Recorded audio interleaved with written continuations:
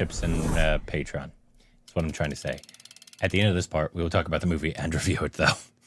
So let's just finish this movie, huh, babe? Okay.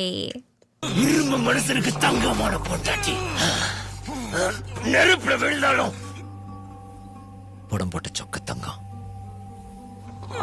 ஆனா அவன் சொக்க தங்கத்தை காத்து கருப்பு படாம பத்திரமா பாத்துக்கிட்டான். போயிரும் என் மனசு மாறத்துக்குள்ள கூட்டு போயிரும்.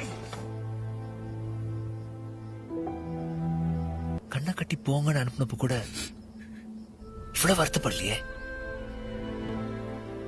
திரும்பி வந்த உடனே மட்டும் ஏன் இம்பிட்டு சந்தோஷமா இருக்கு? பொம்பளை அழுதா பிடிக்காது.